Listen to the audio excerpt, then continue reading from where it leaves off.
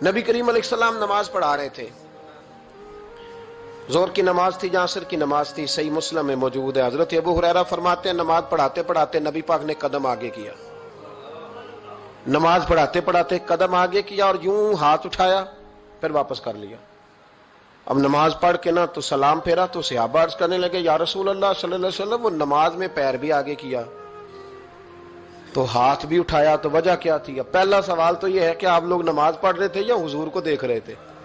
تو صحابہ تو پہلے ہی بتاتے ہیں کہ بھئی ہم تو پہلی صف میں نماز اس لیے پڑھتے تھے کہ نماز بھی ہوتی رہتی تھی اور چپ کے محبوب کی دید بھی ہوتی رہتی تھی۔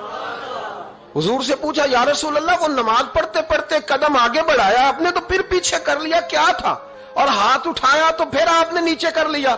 تو نبی کریم فرمانے لگے نماز پڑھاتے پڑھاتے جب میں نے کہا نا سمیع اللہ لمن حمیدہ، اچانک میری نظر اٹھی تو جنت میں چلی گئی، نظر اٹھی تو جنت میں، تیرے لیے 2-4 قدم عرش بری ہے۔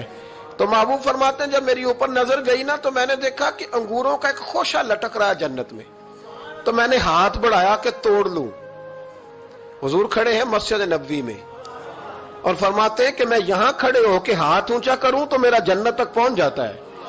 فرمایا میرا ارادہ ہوا کہ وہ خوشہ جنت کا توڑ لوں، اور ذرا میں نے پیر آگے بڑھایا ہی تھا تو میرے دل میں خیال آیا کہ جنت راز ہے تو راز ہی رہنی چاہیے، یہ راز کھول گیا تو مزہ نہیں آئے گا، تو میں نے پھر وہ ہاتھ واپس کر لیا۔ صحابہ کہتے ہیں جب نبی کریم نے یہ بیان کیا تو ہمارے چہرے نے تجسس سے کھیل اٹھے، تجسس سے ہم کوئی بات اور بھی سننا چاہتے تھے۔